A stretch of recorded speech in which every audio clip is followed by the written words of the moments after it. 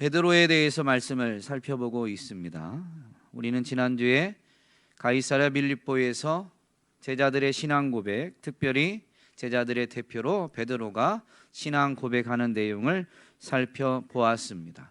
마태복음은 이 신앙 고백을 기점으로 시몬을 이제 베드로로 지칭하는 것을 볼 수가 있습니다. 물론 항상 그런 건 아니지만 이제 시몬에 대한 이름이 바뀌어지게 되는 것은 분명히 발견할 수가 있습니다. 시몬이 언제 베드로가 됐어요? 예수님에 대해서 올바로 깨닫고 그것을 입술로 시인했을 때, 예수님에 대한 올바른 인식과 그리고 고백을 통해서 시몬이 베드로가 된 것입니다.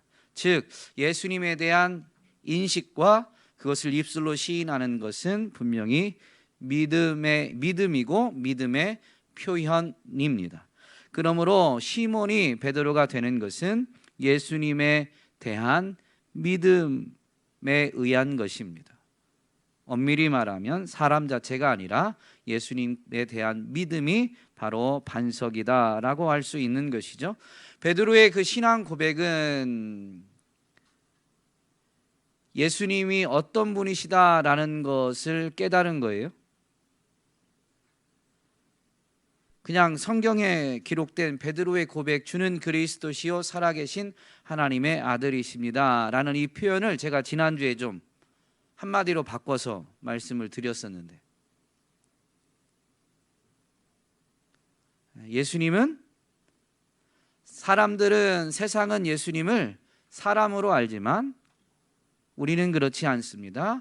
예수님은 하나님이십니다 라는 고백입니다. 물론 사람의 몸을 입고 우리 가운데 오셨죠. 그분이 사람이 아니다라는 건 아닙니다. 사람이시지만 그러나 사람의 몸을 입고 오신 하나님이시다라는 것이 신앙 고백입니다.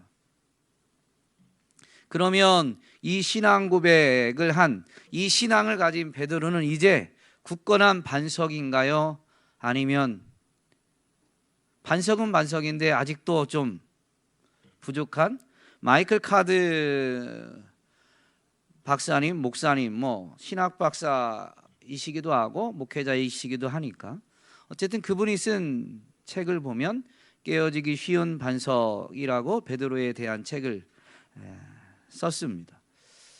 그분의 표현을 빌려오면 베드로는 이 신앙 고백을 한 시점부터 굳건한 반석인가요? 반석은 반석인데 베드로가 되긴 했는데 아직도 깨어지기 쉬운 반석인가요? 네, 깨어지기 쉬운 반석입니다. 왜 그럴까요? 오늘 우리가 읽은 본문에 보면 신앙 고백을 할 때, 즉 믿음을 가지고 믿음을 표현할 때는 분명히 예수님께 칭찬을 받았고 복이 있다라는 선언도 받았으며 그 복을 구체적으로 받게 되죠. 천국 열쇠를 이렇게 예수님께 받게 됩니다. 그것만 보면 정말로 이제 시몬이 아닌 베드로, 그것도 굳건한 반석이 된 것 같은데 왜 그는 여전히 깨지기 쉬운 반석이냐? 오늘 본문의 사건을 통해서 우리는 살펴볼 수가 있습니다. 베드로는 왜 예수님께 책망을 들었나요? 오늘 본문을 보면 예수님이 이때로부터 죽으실 것 그리고 부활하실 것을 말씀하셨습니다. 나타내셨습니다. 제자들에게 먼저 말씀하신 것이죠. 이때로부터는 분명히 베드로를 필두로 제자들이 예수님에 대한 신앙 고백을 한 때부터입니다. 그 베드로의 신앙 고백을 다시 한번 생각해 보면 주는 그리스도시요 살아계신 하나님의 아들이십니다 라는 고백이죠.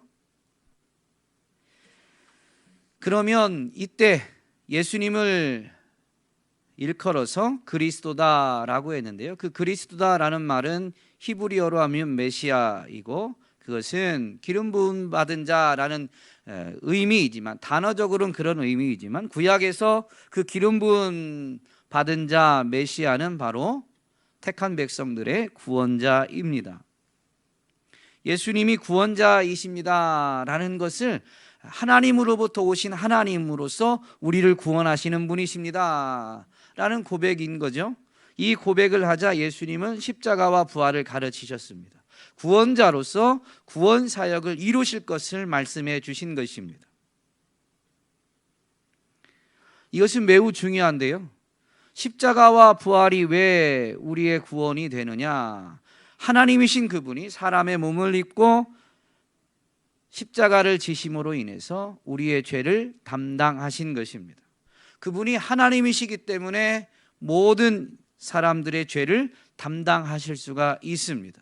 그분은 모든 사람들의 대표로서 죄의 삭을 지불할 수가 있었던 것이죠. 그래서 이 신앙 고백은 매우 중요한데요. 어쨌든 구원 사역에 대해서 예수님은 이제 말씀하셨습니다. 구원자라고 고백했기 때문에 구원 사역에 대해서 앞으로 이루실, 온전히 이루실 구원 사역을 말씀하신 것인데, 그런 예수님의 가르침 말씀에 베드로가 어떻게 반응해요? 22절에 보니까 베드로가 예수를 붙들고 항변하여 라고 되어 있는데요, 이 부분을 새번역 버전에서는 대들었다 라고 번역하고 있습니다. 많은 영어 번역본에서는 이 리뷰크로 번역하고 있습니다. 꾸짖다 라는 거죠. 즉 이런 표현들을 번역한 이 표현들을 보면 베드로는 매우 강하게 적극적으로 예수님의 구원 사역을 반대하고 나선 것입니다. 그러면 베드로는 왜 예수님이 구원자라고 분명히 고백해 놓고 예수님이 이제 구원자로서 앞으로 행하실 구원 사역을 말씀하셨는데 그것을 이렇게 반대했을까요?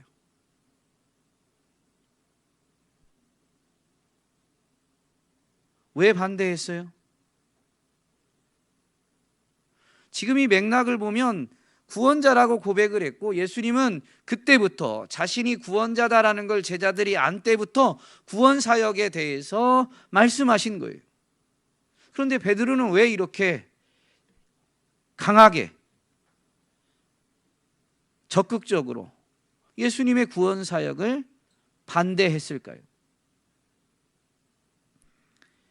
많은 이들이 유대인들이 가지고 있던 메시아 상, 택한 백성 이스라엘을 로마의 압제로부터 정치적으로 독립시켜서 이 땅 가운데 하나님의 나라를 이루는 것으로 생각했는데, 그런 예수님이 죽으신다라고 하니까 베드로가 만류했다라고 이야기합니다. 맞을까요? 틀릴까요?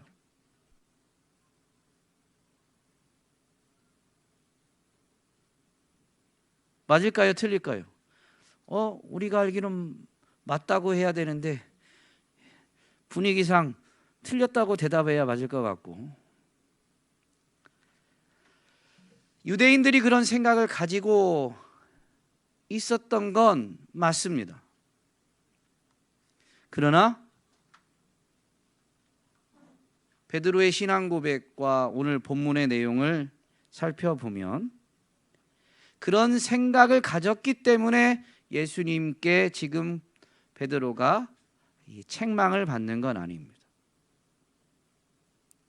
그 생각이 발단이 되어서 하지 말아야 할 일을 한 겁니다. 예수님에 대한 잘못된 이해, 즉 메시아에 대한 잘못된 이해죠. 예수님은 이 이후로도 십자가와 부활을 제자들에게 여러 번 말씀하십니다. 마가복음 10장에도 보면 예수님이 이제 예루살렘으로 올라가시면서 또 제자들에게 죽으실 것과 부활하실 것을 말씀하십니다.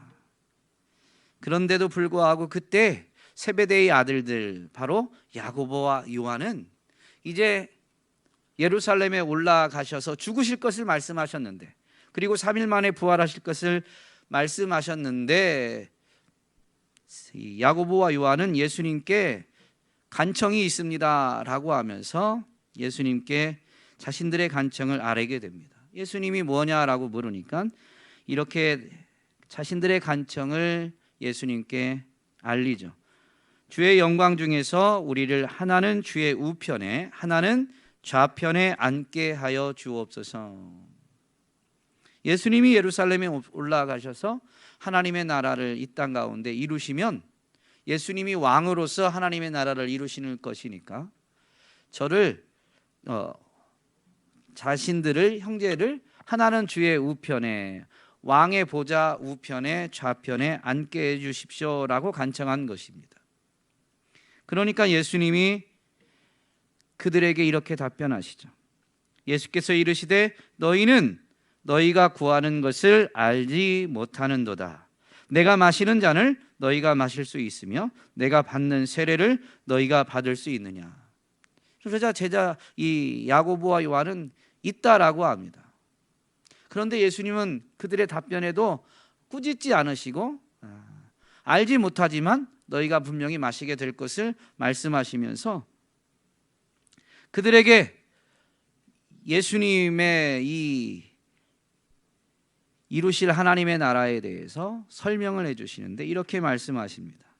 이방인의 집권자들이 그들을 임의로 주관하고 그 고관들이 그들에게 권세를 부리는 줄을 너희가 알거니와 너희 중에는 그렇지 않을지니 너희 중에 누구든지 크고자 하는 자는 너희를 섬기는 자가 되고 너희 중에 누구든지 으뜸이 되고자 하는 자는 모든 사람의 종이 되어야 하리라. 분명히 예수님을 통해서 하나님의 나라가 이 땅 가운데 임하게 되지만 그 하나님의 나라에서는 세상의 주권자들, 세상의 권세를 잡은 집권자들과 같지 않다. 세상은 군림하는 것이 집권자지만 하나님의 나라는 왕은 도리어 섬기는 자임을 말씀하시죠. 그러면서 인자가 온 것은 섬김을 받으려 함이 아니라 섬기러 왔다라는 것을 분명히 가르치십니다. 그러므로 제자들도 예수 그리스도를 따르며 그 예수 그리스도를 통해서 하나님 나라가 임하는 것을 체험하게 될 때, 그 하나님의 나라에 참여하게 될 때 제자들도 예수님을 뒤따라서 섬기는 자가 되어야 한다라는 것을 분명히 가르쳐 주십니다. 잘못된 메시아 사상을 가지고 있었고 그로 인해서 왕으로 임하실 때 그 왕의 좌우편에 앉기를 원하여서 그런 요청을 했지만 예수님은 꾸짖지 않으시고 하나하나 설명해 주셨습니다. 그런데 오늘 본문의 베드로에겐 꾸짖으셨단 말이죠. 그러면 잘못된 인식 자체가 문제가 아니에요. 예수님은 우리의 연약함을 모르시는 분이 아닙니다. 우리가 잘못 알고 있다라고 한 것 때문에 꾸짖는 게 아니에요. 그러면 설명해 주시는 분입니다. 깨닫게 설명해 주십니다. 심지어 예수님이 부활하시고 난 다음에 예수님이 부활하셨다라는 것을 여자들이 알고 또 앞선 제자들이 알게 되어서 제자 공동체에게 예수님이 부활하셨음이 전해지게 됩니다.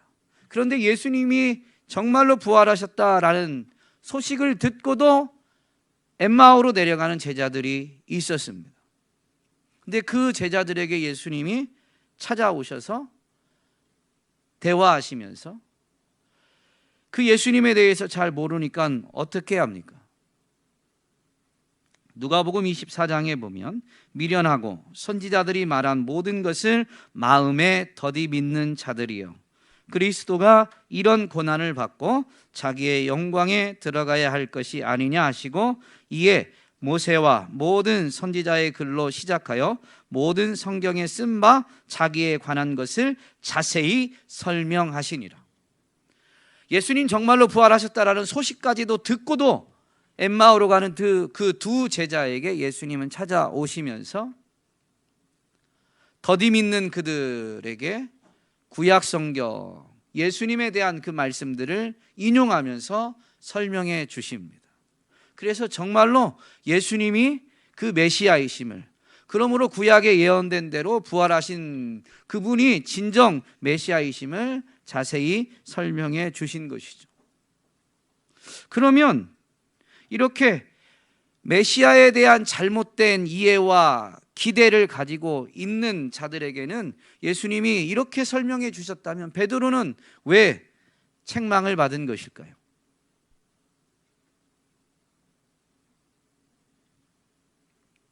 책망의 이유를 보면 23절에 사탄아 내 뒤로 물러가라 너는 나를 넘어지게 하는 자로다. 내가 하나님의 일을 생각하지 아니하고 도리어 사람의 일을 생각하는도다 하시고, 메시아에 대한 이해와 기대가 잘못된 게 문제가 아닙니다. 이 순간 베드로는 하나님의 일을 생각하지 않고 사람의 일을 생각했기 때문에 지금 예수님께 책망을 받는 거예요. 그러면 이 책망의 이유를 말씀하신 예수님의 말씀을 되새기면서 우리는 두 가지를 질문해 봐야 합니다. 사람의 일은 뭐고 하나님의 일은 무엇인가? 여러분, 하나님의 일이 뭐예요?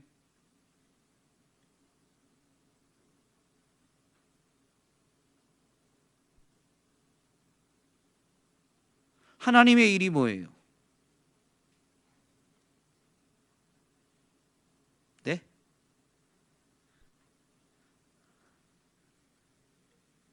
요한복음 6장 29절 말씀해 보면 예수님이 직접 제자들이 하나님의 일이 무엇인지 묻는 질문에 답변해 주십니다. 하나님께서 보내신 자를 믿는 것이 곧 하나님의 일이다. 여러분, 뭐가 하나님의 일이라고요? 하나님이 보내신 자를 믿는 것이 하나님의 일입니다. 하나님이 보내신 자가 누구예요? 예수 그리스도입니다. 예수 그리스도를 믿는 것이 하나님의 일이에요. 지금 베드로는 신앙 고백을 하고 나서 예수님을 지금 이 시점에는 이 책망을 놓고 생각하면 예수님을 믿는 거예요? 못 믿는 거예요? 그러면 믿는 건 뭐고 믿지 않는 건 뭘까요?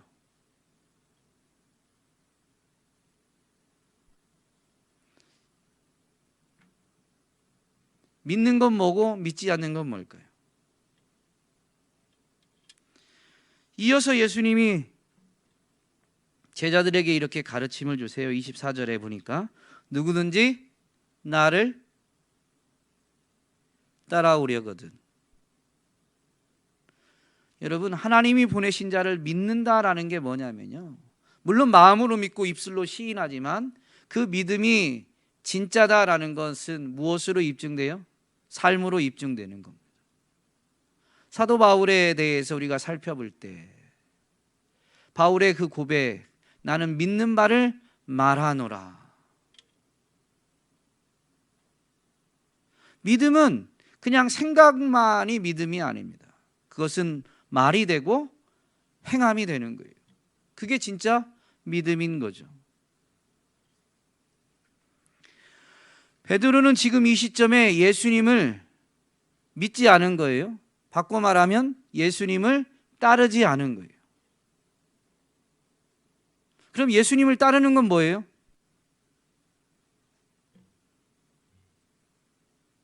그게 믿는 거예요. 그러면 예수님을 믿는 것, 예수님을 따르는 건 뭐예요?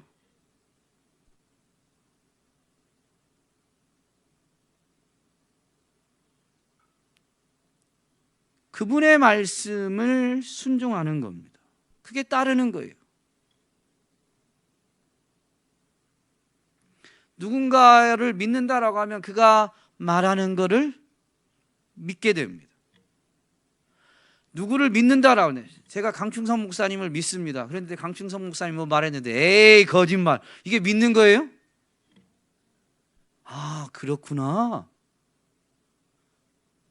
그러려면 어떻게 해야 돼요? 라고 방법을 모르면 질문을 해야죠. 그 말의 의미를 알았으면 가서 그대로 행하면 돼요. 어떻게 행하는지를 모르면 그렇구나 라고 하면서 그 말을 붙들고, 그러면 저는 어떻게 해야 될까요? 라고 그분께 한 번 더 물어볼 수 있는 거예요. 따른다라는 것은, 아니 믿는다라는 것은 따르는 것이고, 따르는 건 뭐냐면요, 그분의 말씀에 순종하는 것입니다.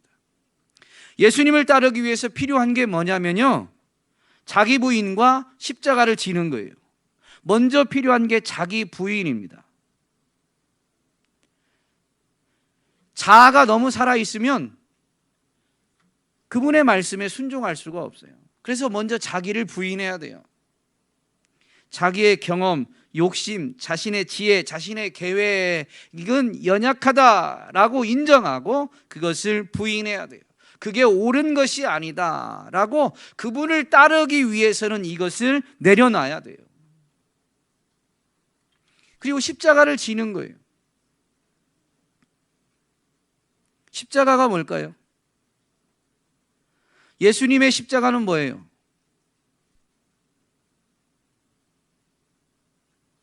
하나님이 보내신 자가 예수님이죠. 그 예수님의 십자가는 뭐예요? 하나님의 뜻과 계획이 십자가였습니다. 우리의 십자가는 뭐예요? 우리를 향하신 하나님의 뜻과 계획이 십자가예요. 그러니까 내가 원하는 걸 내려놓고 그분이 원하는 걸 하는 게 바로 그분을 따르는 거예요. 그것을 위해서 우리는 그분의 말씀에 귀를 기울여야 되고 그분의 말씀에 순종하는 거죠. 그러면 우리는 그분을 따르게 됩니다. 나를 향하신 그분의 뜻에 순종하게 되는 거죠. 사람의 일은 뭘까요?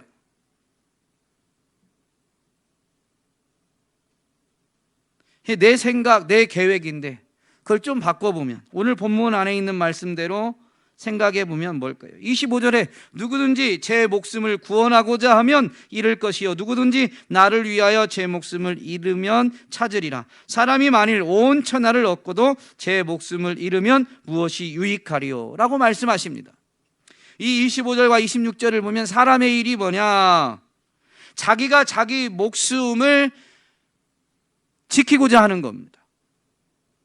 여러분, 사람은 생명의 주인이 아니에요. 그런데 사람은 어떻게 하냐면 자기가 자기 목숨을 지킬 수 있는 것처럼 생각합니다.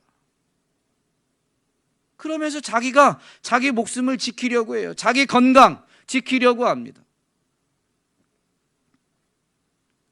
그래서 필요한 것을 얻으려고 하죠. 돈이 있으면 건강이 지켜지고, 그래서 먹을 것을 사고 내 생명을 내가 지킬 수 있는 것처럼 생각합니다. 그런 생각도 안 하고 사는 경우는 세상이 던지는 그냥 방식, 세상이 던지는 그 속임수에 그냥 속아서 아무 생각도 없이 자기가 사는데 급급한 거예요. 살아가는데 급급하다라는 것은 자기 목숨을 지키기 위해서 전전긍긍한다라는 말입니다. 생명은 하나님이 주시는데. 두 번째, 사람의 일이 뭐냐면요, 사람이 만일 온 천하를 얻고도 자기 목숨을 구원하고자 하면, 사람이 스스로 자기 목숨을 구원하고자 하면 사실은 자기 목숨을 구원할 수가 없어요. 주를 위해서 자신의 목숨을 잃어야 돼요. 주님께 자신의 생명까지도 내어드려야 생명의 주가 되시는 그분께 생명을 얻게 되는 거예요. 그런데 세상의 방식은 뭐냐면 자기가 자기 목숨을 지켜야 된다라는 거죠. 그렇게 해서 자기 목숨을 지키기 위해서 돈을 추구하고 권력을 추구하고 힘을 갖추려고 하고 지위를 얻으려고 하는, 그렇게 해가지고 온 천하를 얻는다 한들 목숨이 지켜지냐 이거죠? 그렇지 않습니다. 생명을 잃어버릴 뿐이에요. 그러면 생명을 잃어버리는 그 순간에 오면 온 천하가 무슨 소용이 있느냐라는 거죠. 생명을, 자기 목숨을 지키기 위해서 천하를 얻고자 하는 거예요. 뭐 천하라고 하니까 거창하지만 그냥 세상의 것을 얻고자 한 겁니다. 근데 그 세상의 것이 목숨을 지켜주느냐? 그렇지 않죠. 인터넷상에 보면 그런 글들이 많이 있습니다. 돈으로 살 수 없는 것. 사실 사람들이 돈을 많이 벌고 그래서 그 돈으로 얻고자 하는 것들은 실상은 돈으로는 할 수 없는 것들이죠. 좋은 침대를 왜 삽니까? 침대 자랑하려고요? 단잠 자려고 그러죠. 근데 돈으로는 단잠은 못 사요. 좋은 침대는 사지만. 비싼 음식은 돈으로 살 수 있지만 그것을 맛있게 먹는 식욕은 돈으로 살 수 없죠. 좋은 약, 효과가 탁월하다고 말하는 값비싼 약은 돈으로 살 수 있지만 그렇다고 해서 건강이 사지는 건 아닙니다. 그럴듯해 보이지만 같은 게 아닙니다. 자꾸 사람은 이 일을 생각합니다. 자기 목숨을 자기가 지키려고 하는 것, 그래서 천하를, 세상의 것을 얻고자 하는 것. 그런데 이게 왜 주님께 책망받는 거냐면요, 사람의 일을 생각하면 하나님의 일을 생각지 못해요.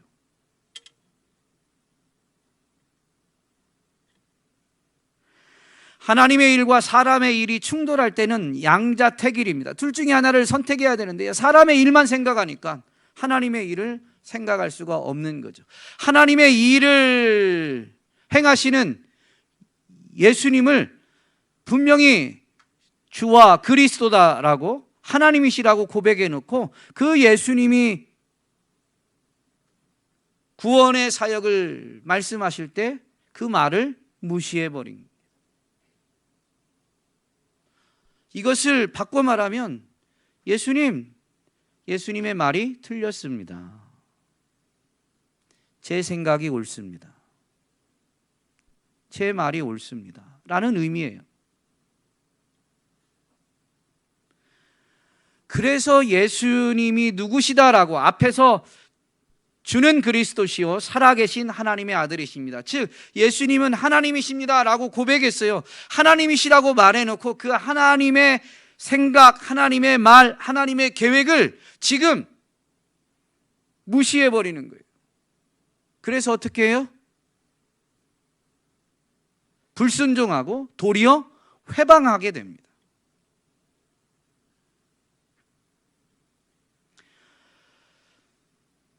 사람은 스스로 지혜가 있다고 주장하지만 실상은 어리석은 사람이 돼버립니다. 이게 로마서 1장에서 우리에게 가르쳐 주는 진리입니다. 구약의 잠언도 우리에게 지혜를 가르쳐 줍니다. 어떤 길은 사람이 보기에 바르나 필경은 사망의 길이니라. 자기의 지혜가 아무리 탁월하다고 해도 하나님의 일과 자신의 생각이 맞닥뜨렸을 때에는요, 내 생각이 내 눈에 아무리 옳아 보여도, 내 생각이 굉장히 좋은 아이디어인 것처럼 보여도, 여러분 하나님의 말씀, 하나님의 뜻과 부딪힐 때에는 이게 대단해 보인다 계산할 필요가 없어요. 무조건 자기 부인하는 것이 필요합니다. 그리고 그 주님의 뜻, 십자가를 붙들고 주님을 따라가야 하는 것이죠. 이것을 한마디로 바꿔서 하면 사람의 일을 생각한 베드로는 예수님께 불순종한 겁니다. 하나님이시라고 해놓고 하나님의 뜻을 거스르는 겁니다. 그래서 예수님은 책망하시는데 사탄아라고 합니다. 베드로가 사탄이라는 게 아니에요. 사람의 일만 생각하고 그것이 옳다라고 여기게 만든 그것이 바로 그 존재가 사탄인 것이죠. 그러면서 베드로가 예수님께 사탄아라는 책망을, 꾸지람을 들었을 때 얼마나 충격적이었을까요? 꾸짖기만 하고 끝난 게 아니에요. 그래서 누구든지 나를 따라오려거든 너 나를 주와 하나님이라고 고백했으면 주를, 하나님을 네가 따라와야 되는 거예요. 네가 하나님을 설득하는 게 아니라 네가 하나님을 따라와야 되는 거야. 누구든지 나를 따라오려거든 자기를 부인해야 되고, 그리고 자기에게 주어진 십자가 하나님의 뜻과 계획을 그냥 짊어져야 되는 거야 라고 분명히 가르쳐 주십니다. 오늘 우리는 이 주님의 책망을 분명히 되새기면서 충격을 받아야 됩니다. 주님 말씀에 불순종하는 것은 사탄이 하는 일입니다. 우리는 우리의 지혜를 앞세우면서 사실은 사탄의 손을 잡는 거예요. 오늘 우리는 주님 말씀에 불순종하진 않는가? 분명히 우리 자신을 돌아보아야 됩니다. 몰라서 그렇다면 주님이 분명히 자세히 설명해 주십니다. 예수님이 그리스도이심을, 하나님이심을 우리가 정말로 믿는다면 우리는 우리의 지혜를, 우리의 계획을 하나님 앞에서는 아랠 수는 있지만 그것을 너무 앞세울 수는 없습니다. 우리는 전적으로 주님 말씀에 순종함으로 인해서 주님을 따라가야 합니다. 그것이 믿음이고, 예수님에 대한 신앙 고백이 예수님에 대한 인식을 넘어서 입술의 고백이 되고 삶이 되어질 때 깨어지기 쉬웠던 그 반석이 점점 굳건한 반석이 되는 것이죠. 베드로의 행함이 삶으로 펼쳐지게 되는 것은 물론 성령 강림을 통해서입니다. 그리고 성령을 받은 다음에 베드로는 정말로 초대교회의 반석, 이 반석 위에 내가 내 교회를 세우리라 라고 주님 말씀하셨는데 초대교회가 세워지게 되죠. 오늘 저와 여러분은 이미 성령을 선물로 받은 사람들입니다. 저와 여러분은 성령을 선물로 받은 사람들입니다. 지난 주일에 분명히 말씀드렸지만 이제는 그래서 그 성령님의 가르치심과 감동하심에 귀를 기울이고 순종하면 우리는 더욱 성령으로 충만해지고 우리는 우리를 부인하고 주님을 따르는 삶을 더욱 살아낼 수가 있게 되는 것이죠. 하나님이 그런 우리를 통해서 교회를 굳건히 세우시고 교회를 일으키시게 되는데 저와 여러분이 교회를 굳건히 세우고 일으키는데 쓰임받게 되기를 간절히 소망합니다.